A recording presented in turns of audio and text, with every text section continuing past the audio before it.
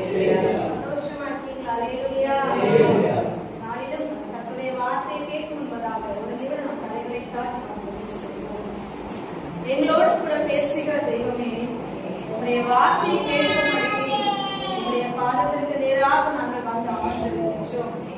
உங்களை தேடி வந்த எந்த ஜனங்களையும் பெருமையாக அனுப்பிய தெய்வம் அல்ல. நம்மை நோக்கி கூப்பிடுகிற காக்கை குஞ்சுகளுக்கும் திருப்தியான ஆகாரத்தை கொடுக்கிற தெய்வம் என்றால் உங்களுடைய பிள்ளைகளாக எங்களை போஷிக்க வல்லவராக இருக்கிறீர்களா? வார்த்தையின் ஜீவ அப்பத்தை எங்களுக்கு நேராக அனுப்பும். அந்த வார்த்தையின் திருமணவினால் எங்களுடைய இருதயம் நிரப்பப்படும் படிக்கும். அப்பா, அதுவாறு எங்களுடைய வாழ்க்கை ஆவியை பலப்படும் படிக்கும். தேவனுடைய சமூகத்திலே நாங்கள் இன்னும் கிட்டி சேர படிக்கும். பலமான ஆகாரமாகிய திருவசனத்தை எங்களுக்கு கொடுக்கும்படியாக நாங்கள் செபிக்கிறோம். வாஞ்சையுள்ள ஆத்மாவை நம்பினால் நிரப்புகிற தெய்வமே, கேட்கிறவன் காதுள்ளவன் கேட்க கடவன் என்று உரைத்தது போல எங்கள் செவிகள் திறந்தவைகளாக அப்பா நாங்கள் கவனத்தோடு அதனை கேட்க எங்களுடைய வாழ்க்கையை பிரயோஜனப்படுத்த வேண்டாம். உடைய கரங்களை எங்களை தாழ்த்தி வருமையாக்கும். நீர் மாத்திரம் மகிமை அடையும். இயேசுவின் நாமத்தில் செபிக்கிறோம் நல்ல பிதாவே. தியானிப்பதற்காக தெரிந்து கொண்ட வேத பகுதி யோவான் சுவிசேஷம் 14ஆம் அதிகாரம் 21, 22 வசனங்கள். யோவான் சுவிசேஷம் 14ஆம் அதிகாரம் 21 மற்றும் 23வது வசனங்கள். இயேசு அவருக்கு பிரதியுத்தரமாக 21, 14, 21 என் கற்பனைகளை பெற்றுக்கொண்டு அவைகளை கைக்கொள்கிறவன் எவனும் என்னிடத்தில் அன்பாய் இருக்கிறான். என்னிடத்தில் அன்பாய் இருக்கிறவன் என் பிதாவுக்கு அன்பாய் இருப்பான். என் பிதாவுக்கும் அன்பாய் இருப்பான். நானும் அவனில் அன்பாய் இருந்து அவனுக்கு என்னை வெளிப்படுத்துவேன் என்றார். 23வது வசனம். இயேசு அவனுக்கு பிரதியுத்தரமாக ஒருவன் என்னில் அன்பாய் இருந்தால் அவன் என் வசனத்தை கைக்கொள்ளுவான். அவனில் என் பிதா அன்பாய் இருப்பார். நாங்கள் அவனிடத்தில் வந்து அவனோடே வாசம் பண்ணுவோம். அல்லேலூயா. இயேசுவினிடத்தில் அன்பாய் இருக்கிறவனிடத்தில் தேவனுடைய வசனம் இருக்கும். அவர் சொல்லுகின்றார், ஒருவன் என்னில் அன்பு கொண்டிருந்தேன் ஆனால், அன்பு வைத்திருப்பானே ஆனால், அவன் என்னுடைய வசனத்தை கைக்கொள்கிறவனாக இருப்பான். மட்டுமல்லாமல் அவன் என்னுடைய வசனத்தை கைக்கொள்கிறபடியினால் நான் அவனிடத்தில் அன்பாய் இருப்பேன். என் பிதாவும் அவனிடத்தில் அன்பாய் இருப்பார். நானும் என் பிதாவும் அவனிடத்தில் வாசம் பண்ணுவோம் என்று சொல்லப்பட்டிருக்கிறது. அல்லேலூயா. இயேசு கிறிஸ்துவும் பிதாவும் நம்மிடத்திலே வாசம் பண்ண வேண்டும் என்றால் நாம் தேவனுடைய வசனத்தை கைக்கொள்கிறவர்களாக இருக்க வேண்டும். அல்லேலூயா. அந்த ஜனமே, நாம் ஆராதிக்கிற தேவன் ஒரு கல்லின் மீதோ ஒரு மரத்தின் மீதோ ஒரு பொருளின் மீதோ வாசம் பண்ண விரும்புகிறவர் அல்ல. ஆமாவா இல்லையா? இன்னைக்கு உலகத்தில் அறியாமை நிமித்த பல காரியங்கள் நடக்கிறது. அது அல்ல. நாம் ஆராதிக்கிற தேவன் ஒரு பொருளின் மீதோ ஒரு கட்டிடத்தின் மீதோ ஒரு கல்லின் மீதோ வாசம் பண்ணுகிறவர் அல்ல. அவர் உருவாக்கின தம்முடைய சொந்த ஜனங்களாகிய நம்முடைய இருதயத்திலே வாசம் பண்ண விரும்புகிறவர் ஆனபடியினால் அவர் சொல்லுகிற வார்த்தை, நான் உங்களுக்குள்ளே வாசம் பண்ண வேண்டும் என்றால் நீங்கள் என்னுடைய வசனத்தை கை கொள்ளுகின்றவர்களாக இருக்க வேண்டும் என்று. அல்லேலூயா. இன்னைக்கு நம்முடைய வாழ்க்கையிலே இயேசுவை நேசிக்கிறேன், இயேசுவினிடத்தில் நான் அன்பை பாராட்டுகிறேன் என்று வார்த்தையாலே சொல்லிவிட்டு கடந்து போகின்றோமே. இயேசுதான் என் தெய்வம், இயேசுதான் எனக்கு எல்லாம் என்று சொல்லுகிற நமக்குள் கர்த்தருடைய வசனத்தின்படி வாழ்கிற ஒரு வாழ்க்கை இருக்கிறதா? அதே அடுத்த 24வது வசனத்தில் தெளிவாக சொல்லப்பட்டிருக்கிறது, என்னில் அன்பா இராதவன் என் வசனங்களை கை கொள்ள மாட்டான். யார் கர்த்தருடைய வசனத்தை கை கொள்ள மாட்டார்களா? இயேசுவின் இடத்திலே எந்த மனிதனுக்கு அன்பு இல்லையோ அவனிடத்தில் கர்த்தருடைய வசனத்தை பார்க்க முடியாது. இன்னைக்கு அநேகர் தன்னுடைய வாழ்க்கையிலே இயேசுவை வாயினால் அறிக்கை பண்ணுகின்றார்கள், ஆனால் கிரியைகளினாலே இயேசுவை மறுதலிக்கின்றார்கள். கிரியைகளினாலே வசனத்தை பார்க்க முடியவில்லை. கிரியைகள் இல்லாத விசுவாசம் செத்தது எப்படியோ அதே போல வசனத்தின்படி வாழாத வாழ்க்கையும் கிறிஸ்துவுக்கு உரிய ஒரு வாழ்க்கை அல்ல.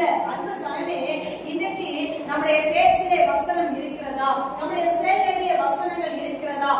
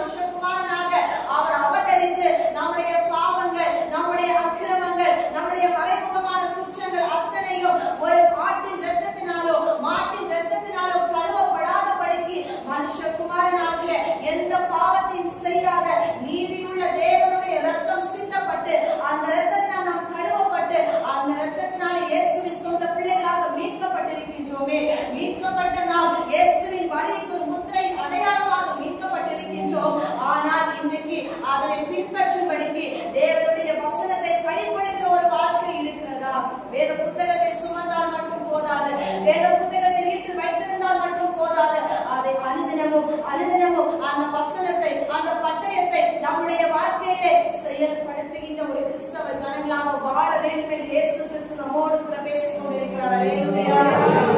அந்த ஜனமே நாம இன்னைக்கு அநேக இடங்களில தேவனுடைய வசனத்துக்கு நமக்கு சம்மதம் இல்லாத ஒரு வாழ்க்கை வாழ்கின்றோம். ஆலயத்துல இருக்கிற பொழுது மட்டும் ஆவியிலே அனலா இருப்பதல்ல கிறிஸ்தவ ஜீவிதம். வெளி தோற்றத்திலே மட்டுமல்ல, நம்ம வசனத்தை இருக்கிறது காண்பிக்கிறது அல்ல கிறிஸ்தவ ஜீவிதம். எங்கே போனாலும் எந்த இடத்தில் இருந்தாலும் அங்கே தேவனுடைய வசனம் உங்கள் மூலமாக இன்னைக்கு வெளிப்படுத்தப்படுகிறதா என்பதை கர்த்தர் கேட்கின்றார். ஏன் அன்னைக்கு ஒரு நோவா ஒரு பேழைக்குள் ஏறு முன்பதாக உள்ளம் புறமும் அவர் கீழே பூச செய்தார். சொல்வது எதற்காக? அந்த தண்ணீர் உள்ளே போகாமல் இருக்கும்படிக்கு அந்த கீழ் பூசப்பட்டால் மட்டும்தான் எவ்விதமான சின்ன ஓட்டைகள் இருந்தாலும் அந்த கீழினாலே அந்த இடத்துல அடைக்கப்பட்டு அது பத்திரப்படுத்தப்படுமே. இன்னைக்கு நம்முடைய வாழ்க்கை ஆலயத்துக்குள் அமர்கிற பொழுது மட்டுமல்ல, ஒரு திருமண வீட்டிற்கு போனாலும் சரிதான், ஒரு நல்ல விசேஷ காரியங்களுக்கு போனாலும் சரிதான், எங்கே போனாலும் நீங்கள் கிறிஸ்துவின் பிள்ளை என்கின்ற ஒரு அடையாளம் உங்கள் வாழ்க்கையில இன்னைக்கு வெளிப்படுத்தப்படுகிறதா? ஆலயத்தில் இருக்கிற பொழுது விசுவாசிகளோடு கையை தட்டி ஆராதித்து பாடுகின்றோமே. ஆனால் வெளி தோற்றத்தில் ஒரு பார்ட்டி ஒரு ஃபங்க்ஷன் வீட்டுக்கு போனா நமக்கும் இயேசுவுக்கும் சம்பந்தம் இல்லாமல் அவர்களோடு கூட பிணைக்கப்பட்டு அந்நிய நுகத்தோடு பிணைக்கப்பட்டு அவர்களுக்கு மொத்தம் ஒரு வேஷத்தை தரித்துக் கொண்டு நிற்கின்றோமே. அப்படியானால் தேவனுடைய நாமம் எப்படி நம் மூலமாக மகிமைப்படுத்தப்படும்? எங்கே போனாலும் கிறிஸ்துவின் அடையாளம் நம்ம வெளிப்படுத்தப்படணும்னா வசனம் அங்கே நம்முடைய வாழ்க்கையில் வெளிப்பட்டதாக காணப்பட்டுக் கொண்டே இருக்க வேண்டும். அல்லேலூயா. அல்லேலூயா. பழைய ஏற்பாட்டை பார்க்கிற பொழுது அவ்விடத்திலே பெற்றோர்களுக்கு ஒரு அறிவுரை சொல்லப்பட்டிருக்கும். நீங்கள் கர்த்தருடைய இந்த நியாயப்பிரமாண வார்த்தைகளை கட்டளைகளையும் நீங்கள் உங்கள் பிள்ளைகளுக்கு தூங்கும் போதும் நம்ம எழுந்திருக்கும் போதும் அவங்க நடக்கும் போதும் இருக்கும் போதும் இவைகளை நீ அவர்களுக்கு போதித்து கொடு என்று சொல்லி எதற்காக? எந்த இடத்துல போனாலும் அந்த வசனம் உங்களை காத்துக் கொள்ளும் என்பதற்காக.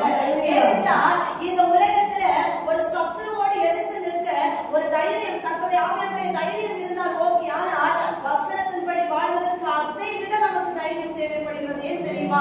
வேதத்துல யோசுவாவின் புஸ்தகத்தை நீங்கள் எடுத்து 1ஆம் அதிகாரத்தை வாசிக்கிற பொழுது யோசுவாவை பார்த்து கர்த்தர் ஊழியத்திற்கு அழைக்கிற பொழுது ஒரு வார்த்தையை சொல்லி இருப்பார்.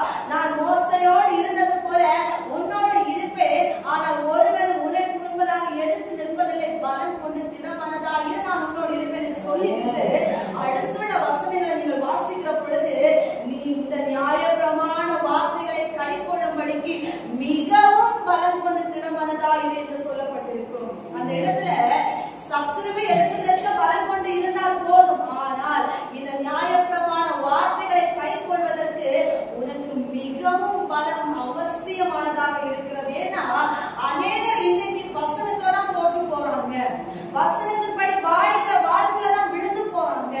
ஜப வாழ்க்கை இருக்கிறது, ஆராதிக்கிற அனுபவம் இருக்கிறது, ஆனால் வசனத்தை கை கொண்டு அதன்படி கீழ்படுகிற வாழ்க்கை ஜீரோவா இருக்கிறாங்க அநேக கிறிஸ்தவர்கள். அதனால்தான் யோசுவாவை பார்த்து சொன்னார், நீ வசனத்தை கை கொண்டு நியாயப்பிரமாணத்தின்படி வலதுபுறம் இடதுபுறம் சாயாமல் மோசே உனக்கு கட்டளையிட்டபடியெல்லாம் நீ செய்வதற்கு மிகவும் பலம் உனக்கு தேவைப்படுகிறது. அல்லது நீ வேரூன்றி நிற்க, பின்மாறி போகாமல் இருக்க, ஏதாவது ஒரு வசனத்தை நீ கீழ்ப்படியாமல் போகாமல் இருக்க உனக்கு மிகுந்த பலம் தேவை. ஏனென்றால் வசனத்தை வைத்தால் பிசாசு நமக்கு எதிராக யுத்தம் செய்வார். இயேசு கிறிஸ்துவை விழ வைப்பதற்கு சத்துரு வசனத்தை தான் ஆயுதமாக எடுத்துக்கொண்டு வந்து நின்றார்.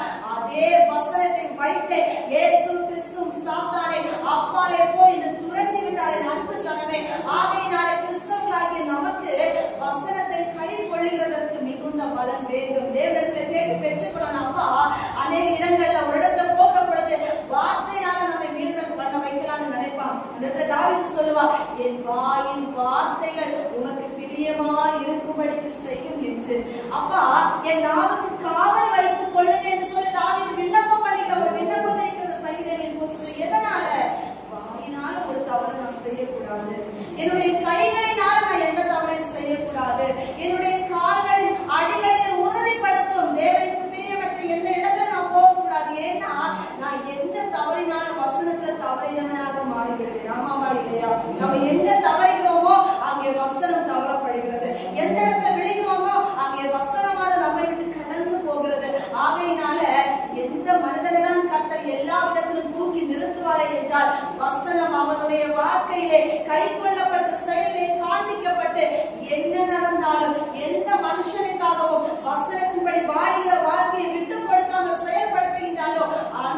மனுஷன் முடிவிலே மகிமையை பெற்றுக்கொள்ள முடியும். அல்லேலூயா.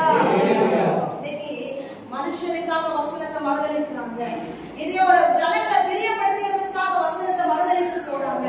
பிள்ளைகளுக்காக, கணவனுக்காக, மனைவிக்காக, நமக்கு இருக்கிற கூட இருக்கிற ஜனங்களுக்காக அவங்க தான் எல்லாம் என்று சொல்லி வசனத்தை பின்னாடி வைத்து அதுக்கு அப்பேற்பட்ட நிலையில விழுந்து போன அநேக ஜனங்கள் தேசத்தில் இருக்கிறாங்க. அந்த ஜனமே இந்த பிள்ளைகள் கர்த்தரால் கொடுக்கப்பட்ட சுதந்திரம், இந்த குடும்பம் கர்த்தரால் அருளப்பட்ட ஈவு, இதை கொடுத்த கர்த்தருக்கு நீ முதலாவது கீழ்ப்படியாமல் இருந்தால் கொடுக்கப்பட்டவர்களுடைய வாழ்க்கையில ஒரு நாள் சமாதானத்தை கொண்டு வருவது இல்லை. அல்லேலூயா.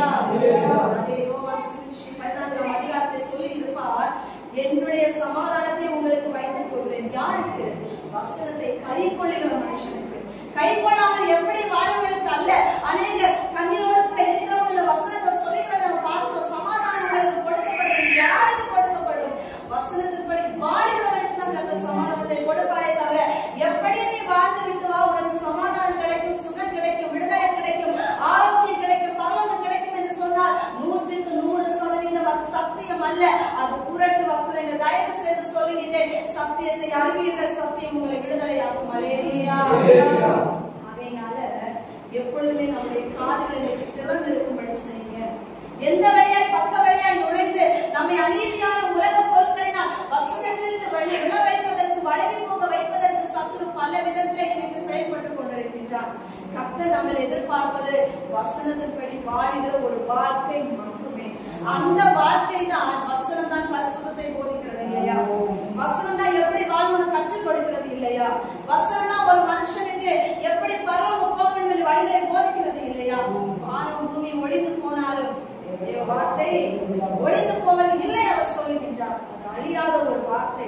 இந்த வார்த்தை நித்திய அந்த நியாய தீர்ப்புல நமக்கு இருந்தால் இந்த எல்லா காரியத்தையும் வெளிப்படுத்தும் நம்முடைய வாழ்வின் வழிகளை. ஆகையினால் ஜாக்கிரதையோடு கூட இருக்க. வேதத்துல வாசிக்கிற பொழுது பிலிப்பியர் 4ஆம் அதிகாரம் 11, 12, 13 வசனங்களை எடுத்துக்கொள்ளுங்கள். பிலிப்பியர் 4ஆம் அதிகாரம் அதனுடைய 11 முதல் 13 வரை உள்ள வசனங்கள்.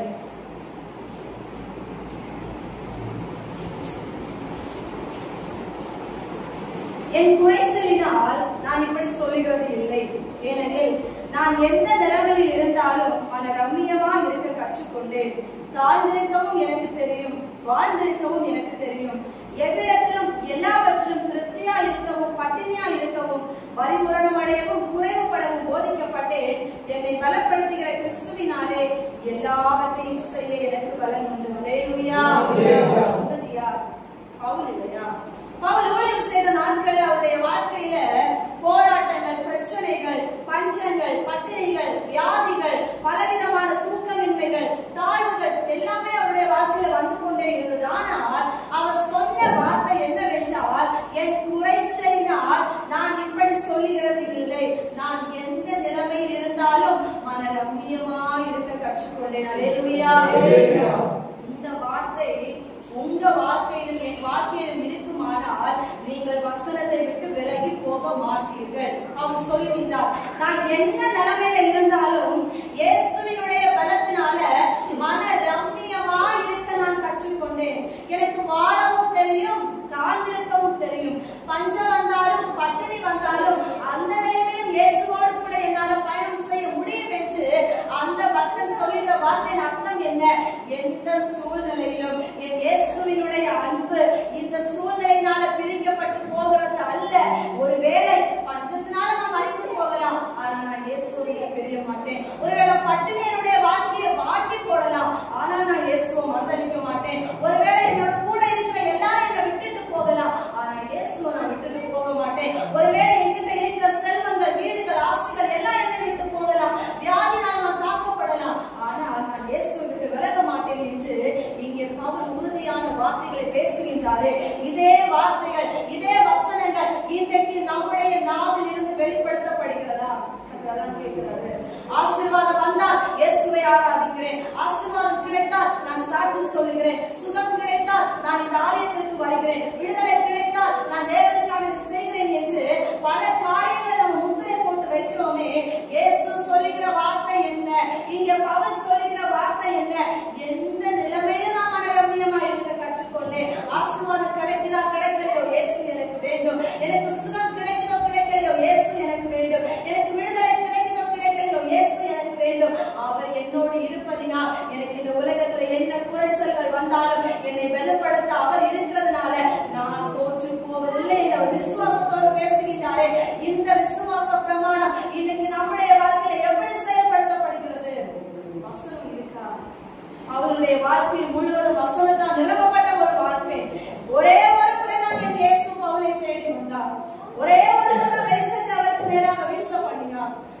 வெளிச்சத்தில் அவர் விழுந்து தேவனுடைய வல்லமை அடைந்து கொண்டு அவர் அன்றைக்கு ஒப்பு கொடுத்தது என்னைக்காவது பின்மாறி போனவரா?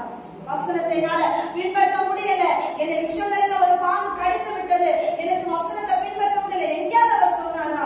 விஷப்பாம்பு கடித்தால் என்ன, என்னை ஜெயில தூக்கி போட்டால் என்ன, என்னை எதிர்க்கிறவர்கள் வந்தால் என்ன, நான் என் இயேசுவோடு கூட நான் இருப்பேன். ஏனென்றால் கிறிஸ்து எனக்கு ஜீவன், சாமி எனக்கு ஆதாயம் என்று சொல்லி அல்லவா தேவனுடைய ஊழியத்தை தொடர்ந்தார். இன்னைக்கு நம்முடைய வாழ்க்கையில எல்லா நிலைகளிலும் இயேசுவினுடைய வசனத்தின்படி வாழ்கிற ஒரு வாழ்க்கை இருக்கிறதா இல்லையா என ஜனமே? போராட்டங்களின் போது வேதத்தை மறக்கின்றோமே, பிரச்சனைகளின் போது வேதத்தை மறக்கின்றோமே, வசனத்தை மறக்கின்றோமே. ஏன் எதனால? சத்துரு நமக்கு நேராக விழுக்கின்ற வழியில விழுந்து மாட்டிக்கொள்கின்றோம். இன்றைக்கு அவன் எதற்காக சோதிக்கின்றான்? பிசாசு எதற்காக சோதிக்கின்றான்? சோதனையில் நம்மை அகப்படுத்துவதை இயேசுவை விட்டு விலகி போக செய்வதற்காக மட்டுமே என்பதனை தந்திரக்காரனுடைய தந்திரங்களை உணர்ந்து கொள்ளாமல் போவதனால தான் இன்னைக்கு நம்ம மாட்டிக்கொள்கின்றோம். நம்ம இன்னைக்கு கடலையும் சரி, குளத்திலையும் சரி, ஆற்றிலையும் சரி, தூணில் எதற்காக நீங்க போடுவீங்க? சும்மா அழகு பார்க்கறதுக்கா? மீனை பிடிக்கிறதுக்கு? பிசாசு நமக்கு நேராக சோதனை அனுப்புறாங்கன்னா நம்மளை அழிக்கிறதுக்கு, இயேசுவினுடைய சேர்ந்திருக்கிற அந்த ஜெப வாக்கியை எடுக்கிறதுக்கு, பரிசுத்த வாக்கியை தொலைக்கிறதுக்கு, நம்ம பின்மாறி போக வைக்கிறதுக்கு தான் நமக்கு நேராக சோதனை அனுப்புறான். ஆனா வேதம் சொல்லுகிறது, அவர் சோதிக்கப்பட்டு பாடுபட்டபடியினாலே அவர் சோதிக்கப்படுவதற்கு உதவி செய்ய வல்லவரா இருக்கிறார். வியாதினால வரக்கூடிய சோதனை மட்டும் அல்ல, எந்த சோதனை வந்தாலும் இயேசுவை சார்ந்தா நீங்க விட மாட்டீங்க. சோதனை எல்லா மனுஷனுக்கும் வரும். அது ஊழியக்காரனோ இல்ல தீர்க்கதரிசியோ யாரா இருக்கட்டும், விசுவாசம் எல்லாருக்கும் சோதனை. சோதனை விழுந்து விடாம இருக்கீங்களா? அதுதான் முக்கியம். சோதனை வருவது இயல்பு, விழுந்து விட்டா பிரச்சனை, மேற்கொண்டா நீங்க ஜெயம் எடுப்பீங்க. அல்லேலூயா. இன்னைக்கு அநேக வேட்ல நான் எக்ஸாம்பிள் உங்களுக்கு சொல்ல ஏற்கனவே தெரிந்தவங்க தான். தாவீதுக்கு முன்னால பத்ஷேபாவை சத்துரு கொண்டு நிறுத்தின சோதனை அவர் விழுந்து விட்டார், ஜெயிக்கல. சிம்சோனுக்கு முன்பாக தெலீலாவை கற்ற அந்த இடத்துல அவரை பார்க்கின்ற சோதனையில விழுந்து விட்டார், அவர் ஜெயிக்கல. தாவீதுக்கு முன்பதாக ஆபிரகாமுக்கு முன்பதாக ஈசாக்கை பலி கொடுக்கிற சோதனை அனுப்பப்படுகிறார், ஆபிரகாம் ஜெயித்து விட்டார். ஜெயித்தவர்கள் இருக்கிறாங்க, சோதனை வந்து ஜெயித்தவர்கள் இருக்கிறாங்க, சோதனை வந்து தோற்றவர்கள் இருக்கிறாங்க. இன்னைக்கு நம்முடைய கண்களுக்கு முன்பதாக ஒரு மனுஷன் மூலமாக, ஒரு வார்த்தை மூலமாக, ஒரு செயல் மூலமாக சோதனை எனப்படுகின்ற ஒரு தூணில் இன்னைக்கு வீசப்பட்டுக் கொண்டேதான் இருக்கிறது. ஆனால் நீங்கள் அதிலே மாற்றிக்கொள்ளாமல் நீங்கள் பத்திரப்படுத்தப்பட வேண்டும் என்றால் இயேசுவினுடைய வார்த்தையோடு கூட சார்ந்து இருந்தால் மட்டும்தான் நீங்கள் சோதனையை ஜெயம் எடுக்க முடியுமே தவிர நீங்கள் இல்லை விழுந்து விடுவீங்க. வேதத்திலே எபிரேயர் புத்தகத்தில் எழுதப்பட்டிருக்கிறது, அவர் சோதிக்கப்பட்டும் பாவம் இல்லாதவராக இருந்தார். யாரு? இயேசு கிறிஸ்து சோதிக்கப்பட்டும் பாவம் இல்லாதவராக இருந்தார். இயேசுவுக்கு சோதனை வராமலா இருந்துச்சு? வந்துச்சு. அவர் சோதிக்கப்பட்டார், பாவம் அவர் அணுகல. எதனால? விழல சோதனையில. இன்னைக்கு நம்ம விழுறோம், உள்ள போய் மாட்டோம். நமக்கு நேராக வருகிற கவர்ச்சியான வார்த்தைகள், ஏதோ ஒரு பொருள் மூலம் வரக்கூடிய ஆசைகள், ஏதோ ஒரு மனுஷன் மூலமாக வரக்கூடிய வார்த்தைகள்ல விழுந்து விடுறோம். விளையாடி சொல்ல அகப்பட்டு விடுகிறோம். அது சொன்னே அகப்படாமல் இருக்கணும்னா நீங்கள் போராடுவதற்கு வசனம் வேண்டிய பட்டயம் உங்க கையில இருக்கணும். இல்லைன்னா நீங்க நிச்சயமா தோற்று போயிடுவீங்க. வசனத்தால மட்டும்தான் ஜெயமே தவிர பேதுரு இயேசுவின் மீது ஒருவன் கை போட்ட உடனே பொறுத்து கொள்ள முடியாமல் அறையில இருந்த கத்தியை எடுத்து பட்டயத்தை எடுத்து அவனை காதல வெட்டுகின்றான். இயேசுவின் மீது அந்த கையை போடுற இயேசு சொல்ல வார்த்தை, பட்டயத்தை எடுக்கிறவன் பட்டயத்தால தான் பட்டயத்தை அறையில போடு என்று சொல்லி அவங்களுக்கு கற்றுக் கொடுத்தது வசனம் இந்த பட்டயத்தை வைத்து போராடுவதற்கு. உலகத்திலே உருவாக்கப்பட்ட கருவிகளை வைத்து போராட கற்றுக் கொடுக்கல. தாவீது கோலியாத்தை எப்படி செய்தார்? பட்டயத்தை வைத்தார், ஜெயித்தார். அவருடைய வார்த்தை மூலமாக இயேசுவின் நாமத்தினால் அவர் கடந்து போனார். இன்னைக்கு நம்ம வாழ்க்கையில எதை சார்ந்து நிற்கின்றோம்? வசனத்தை சார்ந்து நிற்கிற எந்த மனுஷனும் தோற்று போனதாக உலகத்துல சரித்திரம் இல்லை என அன்பு சொன்னவே. வசனத்துல அந்த கடவுள் அந்த ஞானம் பல பறிந்த ஒவ்வொரு நாளும் உண்மையாக சார்ந்து நிற்கிறவங்களை ஒப்பு கொடுங்க. எந்த சூழ்நிலை வந்தாலும் அது உங்களை பிரிப்பதற்கு ஒப்பு கொடுக்காதபடிக்கு அதை இணைந்து செயல்படுங்க. இயேசுப்பாவை நேசிக்கிறேன், இயேசுப்பாவை நேசிக்கிறேன் சொல்லிட்டு இன்னைக்கு பாடல வந்தவங்க இயேசுவை காண முடியல, வேதத்தை பார்க்க முடியல, ஜபத்தை பார்க்க முடியல, ஆலயத்தை பார்க்க முடியல, ஒன்னையவே காணல. வாழ்க்கையில் எல்லாமே போனது போல பறி கொடுத்த மாதிரி உட்கார்ந்து இருக்கணும். எதனால? வசனம் உங்க வாழ்க்கையில இல்லாதனால. வசனம் உள்ள இருக்கிற ஒரு மனுஷனால இயேசுவை தேடாம இருக்க முடியாது. அவர்கிட்ட இந்த சமுதாயத்தை உட்காராம இருக்க முடியாது. எந்த வந்தாலும் இயேசு இயேசு அந்த உள்ளம் துடித்துட்டே இருக்கும். அவர் மேல உண்மையான அன்பு இருந்தால் மட்டுமே. அல்லேலூயா. எந்த சூழ்நிலையும் அவர் அன்பினின்று என்னை பிரியாது காத்துக் கொள்வார்.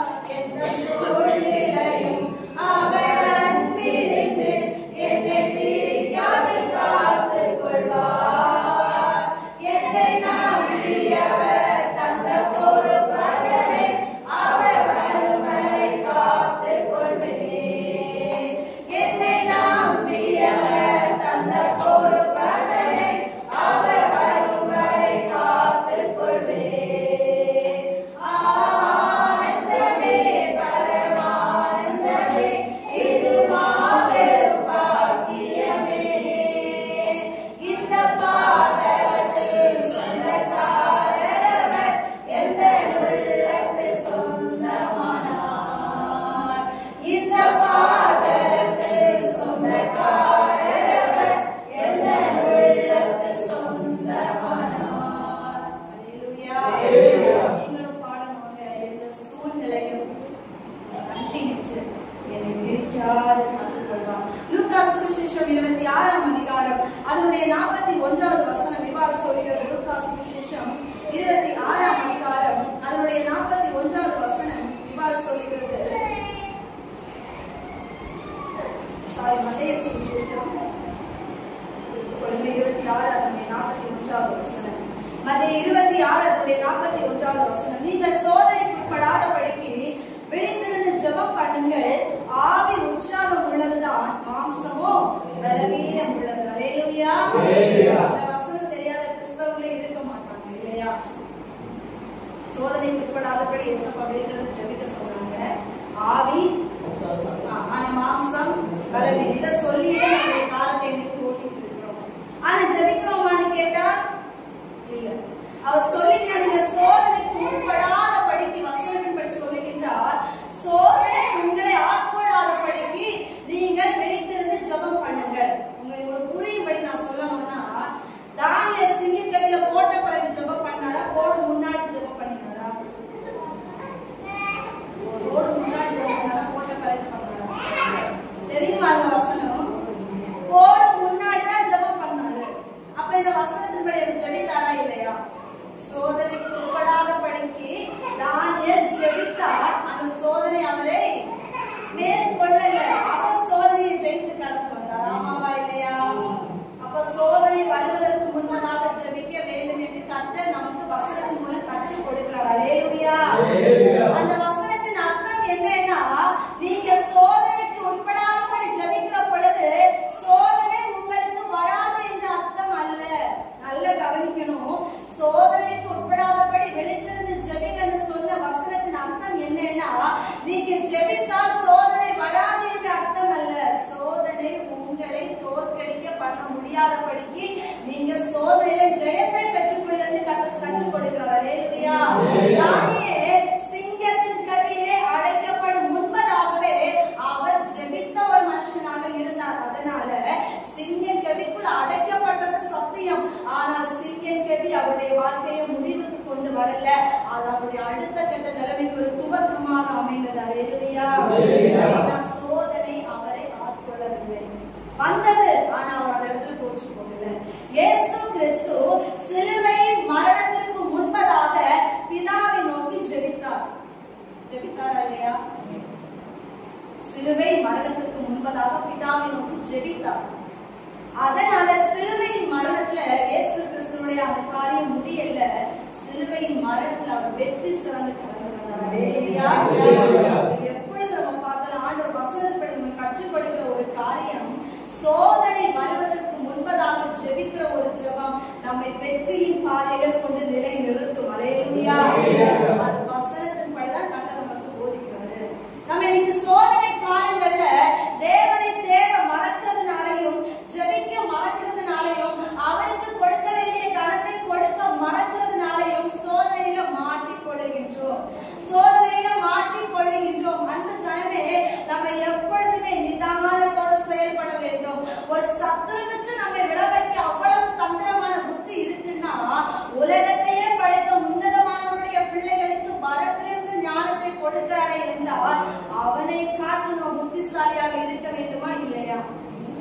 ஆமாவா இல்லையா? ஒரு திருடன் ஒரு வீட்டுல திருடுறதுக்கு எல்லா விஷயத்தையும் கண்ணமிட்டு பார்த்து பார்த்து கரெக்டான நேரத்துல போய் திருடுறான். கடந்த நாட்குள்ள ஒரு விஷயம் வந்துச்சு. ஒரு திருடன் வீட்டுல திருட போயிருக்கான். வீட்டுல ஆள் இல்ல. ஆனா ஃப்ரிட்ஜை திறந்த உடனே அந்த நல்ல சாதமும் மீன் குழம்பு இருந்த பார்த்தோம்னா பசினால அதை எடுத்து சாப்பிட்டுட்டு போயிருக்கான்.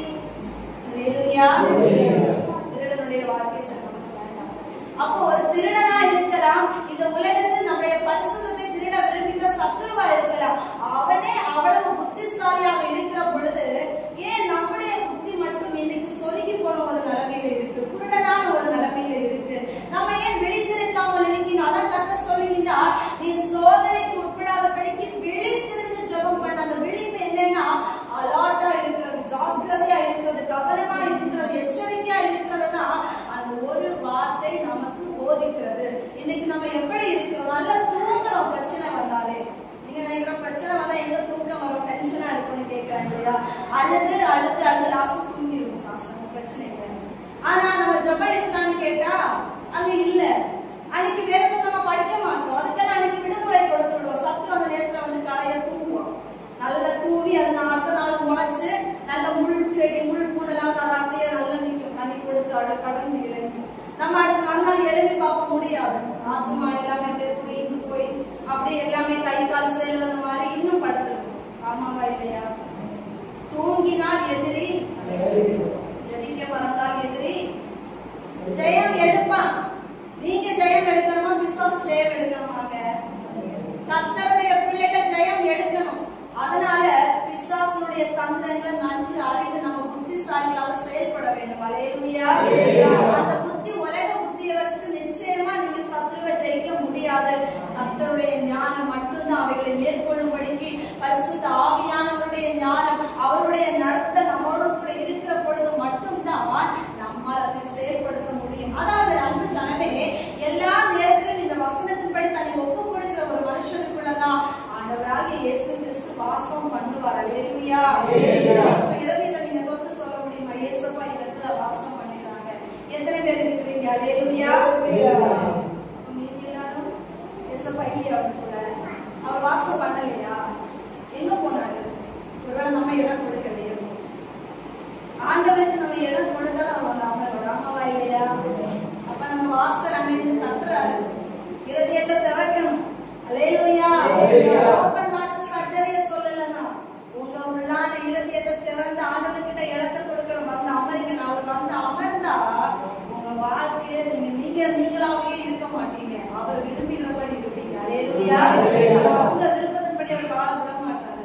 உங்களுக்கு வந்து பார்க்கும் பொழுது ஆடு தோணும். ஆனா ஆண்டவர் சொல்றாரு, இல்லை உனக்கு இல்லை, திரும்பிங்க, உன்னுடைய வாழ்க்கை இது அவர் கற்றுக் கொடுப்பார். உள்ள அவர் போதிப்பார். உள்ள இருந்தாருன்னா அவர் போதிப்பார். உள்ள இல்லைன்னா நம்ம பாக்குறதெல்லாம் அழகா இருக்குன்னு சொல்லிட்டு பின்னாடி போயிட்டே போய் ஒரு குழியில விழுந்து. அல்லேலூயா. நாம இருக்கணும்னா ஆண்டவருடைய வாசம் பண்ணுகிற இடமாக நம்முடைய இருதயமாகிய ஆலயம் இருக்கணும். அந்த சிங்காசனம் இருக்கணும். அந்த சிங்காசனத்தை நீங்க வேற யாரையோ உட்கார வச்சிருந்தீங்கன்னா நிச்சயமா ஆண்டவர் வந்து அமர மாட்டார். அல்லேலூயா. உலகத்துல இயற்கை ஒரு விஷயம், உங்களுக்கு ரொம்ப முக்கியமான ஒரு மனுஷன் உங்களை விட வேற யாராவது அதிகமா நேசித்து அவங்களுக்கு பொசசிவ் ஒரு பிரச்சனை வரும். ஆமாவா இல்லையா? ஒரு 2 பிள்ளைங்க இருக்கிறாங்க. அவங்க அம்மா வந்து அந்த பிள்ளைங்க கிட்ட பாசத்தை வைக்காம வேற ஒரு பிள்ளைங்க கிட்ட அதை விட கொஞ்சம் கூட கேர் எடுத்து அந்த பிள்ளைங்களுக்கு என்ன வரும்? எங்களை விட எங்க அம்மா அப்பா அவங்க ரொம்ப அதிகமா நேசிக்கிறாங்க. கோவம் வருமா இல்லையா? சிலவங்களுக்கு வராத இருக்கலாம். ஆனா அநேகருக்கு வரும். வேற ஒண்ணு வேணும். ஒரு கணவன் மனைவி அவங்களை விட வேற யாரையாவது அதிகமா நேசிச்சு அவங்களுக்கு என்ன வரும்? கோவம் வருமா வராதா? நீங்க சிரிப்பீங்களாங்க, சந்தோஷப்படையலாம். என்ன விட அதிகமா நேசிக்கிறாங்க பார்த்துட்டு இருக்கீங்களா? கோவம் வரும் இல்லையா? சண்டை போட வரும் இல்லையா? அது எப்படி நியாயம் கேட்க தோணும் இல்லையா? ஏசப்பாவுக்கும் வரும், அவருக்கும் வரும். அவரை பார்த்து நீங்க வேற யாராவது அதிகமாக நேசிச்சா ஏசப்பாவுக்கும் கோபம் வரும். வசனம் இருக்கு. ஒருவன் தேவனை பார்க்கிலும் தன் மகனையாவது தன் மகளையாவது அதிகமாய் நேசித்தார் அவன் எனக்கு பாத்திரன் அல்ல. நான் சொன்ன தப்பு, வசனம் சொன்னா கரெக்டா இல்லையா? சொல்லுது. அப்போ ஒருவன் தன்னை காட்டிலும் தன் தாயையாவது தன் தகப்பனையாவது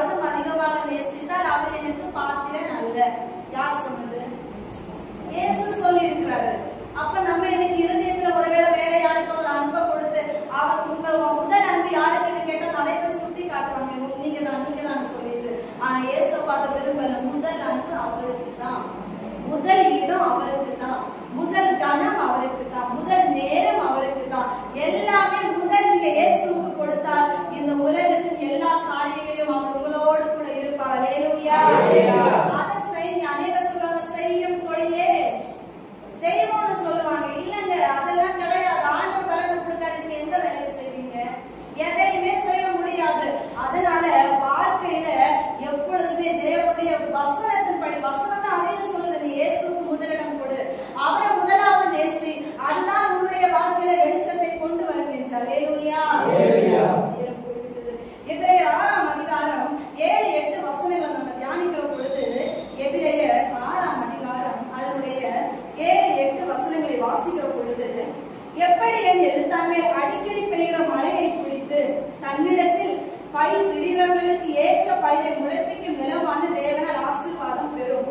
முட்செடிகளையும் முள்பூண்டுகளையும் முளைப்பிக்கிற நிலமோ தகாததாயும் சபிக்கப்படுகிறதற்கு ஏற்றதுமாய் இருக்கிறது, சுட்டரிக்கப்படுவதே அதனுடைய முடிவு என்று. அல்லேலூயா. தூங்குறவங்க அல்லேலூயா சொல்லுங்க. அல்லேலூயா. தூங்காம இருக்கிறவங்க சொல்லுங்க. அல்லேலூயா. இந்த வசனம் நமக்கு என்ன தெரியுமா சொல்லுது? அடிக்கடி தன்மேல் பெய்கிற மழையை குறித்து, அதாவது நம்ம உலக பிரகாரமா இந்த வசனத்துடைய அப்படி சாதாரண சொல்லிக் கொடுக்கிறேன். என்னன்னா, ஒரு நிலத்துல ஒரு விவசாயி ஏதோ ஒரு விதையை தூவுறாரு. அது நெல்மணியா இருக்கலாம், இல்ல எதுவா இருக்கட்டும், ஏதோ ஒரு தண்ணி கொடுக்கிற ஒரு விதையை தூவிட்டாரு. அந்த தூவின பிறகு மழை பெய்கிறது, இல்லைன்னா இவர் தண்ணி ஊத்துறாரு, எதுவோ ஒன்று. அது கிடைக்கிறத வச்சு விதைக்கப்பட்ட அந்த விதையானது என்ன பண்ண வேண்டும்? முளைத்து எழுப்பி நெல்ல விதைச்சாருன்னா நெல் கனிகள் நெற்கனிகள் கொடுக்கும்படி அதெல்லாம் முளைச்சு வெளியே வரணும். வராம இருந்தா அது எப்பேற்பட்ட ஒரு நிலம் தெரியுமா? அது பிரயோஜனமற்ற ஒரு நிலம். அவர் என்ன விதையை தூவினாரோ அந்த விதை வெளியே வந்துச்சுன்னா அந்த மழையின் தண்ணீரை எடுத்துக்கொண்டு பலன் கொடுக்கிற பொழுது ஆசீர்வாதத்தை பெற்றுக் கொள்ளுமா. அதை தவிர்த்து முட்செடிகளையும் முள் பூண்டுகளையும் அது விளைவிக்கும் பொழுது அது சுட்டரிக்கப்பட்டு தேவனால் வெறுக்கப்படுகிற ஒன்றாக மாற்றப்படுகிறது. இப்பொழுது ஆவிக்குரிய சிந்திக்கிற பொழுது அன்பு ஜனமே, மழையாகிய தேவனுடைய உபதேசங்களும் வசனங்களும் நிலமாகிய நம்முடைய இருதயத்துக்கு நேராக கடந்து வருது. ஆமாவா இல்லையா? ஒவ்வொரு வாரம் வருது, ஒவ்வொரு நாட்கள் வருகிறது. அந்த வரக்கூடிய அந்த வார்த்தையாகிய கர்த்தருடைய உபதேசத்தை மழையை போல வருகிற நிலமாகிய இந்த இதயத்தில் அதனை ஊற்றி நம்ம என்ன பண்ணணும்? அந்த வசனத்துக்கு ஏற்ற பலன் கொடுக்கிற ஒரு வாழ்க்கை வாழணும். அதை விட்டுட்டு முட்செடிகளையும் முள்பூண்டுகளையும் போல மாமிச சிந்தையுடையவர்களாகி தேவனுக்கு பிரியமற்ற அவிசுவாசத்துக்கு ஏற்ற காரியங்களை நீங்கள் வெளிக்கொண்டு வருகிற பொழுது அது சுட்டரிக்கப்படும், அது சாபத்துக்கு உட்படுத்தப்படும், தேவனால் அது உதாசீனப்பட்டு வெறுக்கப்பட்ட ஒரு நிலைமையிலே மாறிவிடும் என்று தேவன் நம்மை பார்த்து எச்சரிக்கிறார். அல்லேலூயா. வசனத்தை நல்லா கேட்கிறோம், உட்கார்ந்து நல்லா கேட்டுட்டு வீட்டுல போய் மூடி வைக்கிறோம். அடுத்த வாரம் நம்ம போதிக்கப்பட்ட வார்த்தையை கேட்டா நமக்கு ஞாபகம் இல்லை. சரி, உங்ககிட்டே நான் கேட்கிறேன், நம்ம போன ஞாயிற்றுக்கிழமை கர்த்தருடைய வார்த்தை எதை தியானிக்கும்? ஏதாவது ஒரு ஆத்மாவது இருக்கிறார். ஒரு மணி நேரம் நின்றுட்டு நான் போதித்தேன் கர்த்தருடைய வார்த்தையை. நம்ம எதை போதித்தோம், எதை தியானிக்கும்? யாராவது ஒரு ஆத்மாவது இருக்கிறீங்களா சொல்றதுக்கு? இல்ல இல்ல, நிச்சயமாகவே நான் உங்களுக்கு சொல்றேன். அல்லேலூயா. ஒரு வாரத்துல அதுவே பறந்துருச்சு. அப்ப நான் அடுத்த வாரம் வந்து கேட்டா நான் உங்களுக்கு வசனத்தை கை கொண்டு ஆண்டவர் அன்பா இருப்பார், வாசமா இருப்பான்னு சொல்லிட்டு அடுத்த வாரம் வந்து நான் கேட்டேன், நீங்க எங்க இருப்பீங்கன்னு எனக்கே தெரியல. அல்லேலூயா. அன்பு ஜனமே, அதுதான் நம்மளே நிலைமை. அதனாலதான் இன்னைக்கு காற்று அடிக்கிறத செய்ய போறோம். அது தெற்கு நோக்கி அடித்தா நம்ம அங்கோட்டு போயிடும், வடக்குல இருந்து வந்தா அப்படியே எங்கோட்டு போயிருவோம். அடிக்கிற திசையெல்லாம் நமக்கு நான் எல்லா அடியும் வந்துட்டே இருக்கு. எதனால? நிலையில்லாததுனால. அவர் வார்த்தை சொல்லப்படும் யோவான் சுவிசேஷம் 15ஆம் அதிகாரத்துல, ஒருவன் என்னிலும் நான் அவனிலும் நிலைத்திருந்தால் மிகுந்த கனிகளை கொடுப்பான். அதாவது அவருக்குள்ள நிலைத்திருக்கணும்னா அவனுடைய வார்த்தையில நிலைத்திருக்க வேண்டும் என்று அதே அதிகாரத்துல சொல்லப்பட்டிருக்கிறது. கர்த்தருடைய வார்த்தை நம்ம எல்லாம் கொடிகள். அவர் திராட்சை செடி, பிதா திராட்சை தோட்டக்காரர், உரிமையாளர் கிட்ட வந்த ஏசப்பா அவர் திராட்சை செடியா அதை வந்து கொடியாக அவர்கிட்ட நம்மளை இணைச்சிட்டாரு. ஆனா அவர் சொல்லியிருப்பாரு பாருங்க, அது ஒரு கரெக்டான ஒரு வசனத்தை. அதே யோவான் 15:2 என்னில் கனி கொடாதிருக்கிற கொடி எதுவோ அதை அவர் அறுத்து போடுகிறாரா. அல்லேலூயா. அதான் பெஸ்ட் ட்ரீட்மெண்ட். கனி கொடுக்குமான்னு பார்த்தார், அத்தி மரத்தை கொடுக்கல, வேரோட வெட்டி சாட்சி. நம்ம வாழ்க்கையிலையும் ஆண்டவர் நம்ம அழிப்பறதை யாரையும் பயமுறுத்துறதுக்காக வசனம் அதான் சொல்லுது. முட்செடிகளையும் முள்பூண்டுகளையும் தகாத விதமாய் கீழ்ப்படியாத விதமாய் நீங்க தேவையற்ற பலன்களை கொடுத்தால் எதிர்த்தது. உங்க நிலத்துல நீங்க முட்செடிகள் முள்பூண்டுகள் வளர்ந்து வந்து அழகா இருக்கணும், அதனால வேலி அமைச்சு பாதுகாப்பீங்களாங்க. உங்க தோட்டத்தை நீங்க வாழை நட்டு விட்டுருக்கீங்க, வாழை செடியும் வளருது, கூட கீழே தேவையற்ற கனிகளும் தேவையற்ற செடிகள் எல்லாம் முளைச்சு வருது, அதுவும் வளரணும்னு பார்த்துட்டு இருக்கீங்களா? இல்ல அதை என்ன பண்ணுவீங்க?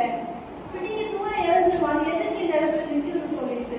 அதே போலதான் ஆண்டவர் பலன் கொடுக்க வேண்டிய விதத்துல கொடுக்கலன்னா நாமும் தேவையற்றவர்களிருந்து தூக்கி எரிஞ்சிருவாங்க.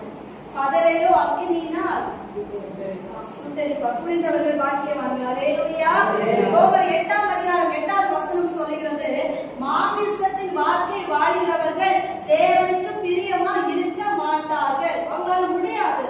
வசனத்தின்படி வாழ்கிறவர்களுக்கு சரி, ஆனா வசனத்தை கைக்கொள்ளாதவர்கள், தேவனிடத்தில் அன்பு இல்லாதவர்கள், அவர்களுடைய வாழ்க்கை எப்பொழுதுமே தேவனுக்கு பிரியமா இருக்க முடியாது. என்னதான் இப்படி வாழ்க்கை நீங்க சொன்னாலுமே அவங்களால முடியாது. ஏன்னா அவங்க மாம்சத்தின் ஒரு வாழ்க்கை வாழ்றாங்க. ஆவின் சிந்தை நித்திய ஜீவன், மாம்ச சிந்தை மரணம். ஆகையினாலதான் இன்னைக்கு அனைவர்களும் விழுந்து போகிறாங்க. ரோமர் 8ஆம் அதிகாரம் 9வது வசனம் சொல்லுகிறது, கிறிஸ்துவின் ஆவி இல்லாதவன் அவன் தேவனுடைய பிள்ளை அல்ல. கிறிஸ்துவின் ஆவி இல்லாதவன் தேவனுடைய பிள்ளை அல்ல. உங்க இருதயத்துல தேவனுடைய ஆவியானவர் வாசம் செய்கின்றாரா? நிதானித்து பாருங்க, நல்ல கவனித்து பாருங்க. இன்னும் ஆண்டவர் சொல்லுகின்ற நம்ம வேகமாக வாசிக்கிற பொழுது 2 தீமோத்தேயு 3ஆம் அதிகாரம் அதனுடைய 1 முதல் 5 வசனங்களை நாம் வாசிக்கிற பொழுது 2 தீமோத்தேயு அதனுடைய 3ஆம் அதிகாரம் 1 முதல் 5 வசனங்கள் சொல்லுகிறது, மேலும் கடைசி நாட்களில் கொடிய காலங்கள் வரும் என்று அறிவாயாக. எப்படி எனில் மனுஷர்கள் தப்பிரியர்கள். எப்படிப்பட்டவங்க? தன்னை பெருமைப்படுத்தி காண்பிக்கின்றவர்களாக, பணத்தின் மீது ஆசைப்பட்டவர்களாக, தூஷிக்கிறவர்களாக, வீம்புக்காரர்களாக, அகத்தை உடையவர்களாக, நன்றி இல்லாதவர்களாக, தாய் தகப்பன்மார்களுக்கு கீழ்ப்படியாதவர்களாக, பரிசுத்தம் இல்லாதவர்களாக, சுபாவ அன்பு இல்லாதவர்களாக, இணங்காதவர்களாக, அவதூறு செய்கின்றவர்களாக, இச்சையடக்கம் இல்லாதவர்களாக, கொடுமை உள்ளவர்களாக, நல்லோர்களை பகைக்கின்றவர்களாக, துரோகிகளாக, துணிகரம் உள்ளவர்களாக, இருமாப்பு உள்ளவர்களாக, தேவ பிரியராய் இராமல் சுகபோக பிரியமாய் இருந்து தேவ பக்தியுடைய வேஷத்தை தரித்து அதன் பலனை மறுதளிக்கிறவர்களாக இருப்பார்கள். இப்படிப்பட்டவர்களை நீ விட்டு விலகுன்னு ஆண்டவர் சொல்கிறார். அல்லேலூயா. எதுக்கு? வசனத்தின்படி வாழணும்னா இப்பேற்பட்டவர்களை விட்டு விலகிதான் ஆக வேண்டும். ஆமாவா இல்லையா? ஆமாவா இல்லையா? நம்ம கூட இருக்கிறவங்களே சில நேரம் நம்மளை இழுத்துட்டு போவாங்க. இங்க வா, இங்க வா, இதை செய். நம்ம அப்பதான் வேலை கையில தூக்கி வச்சிருக்கோம். அப்பதான் ஒரு போன் கால் வரும், இன்னைக்கு இங்க வரியா போலாமான்னு கேட்ட உடனே இப்படியே இதனை மூடி வைத்து விட்டு நம்ம அப்படியே கடந்து போயிடுவோம். ஆமாவா இல்லையா? அது நம்முடைய வாழ்க்கைக்கு பெரிய ஒரு பிரச்சனை.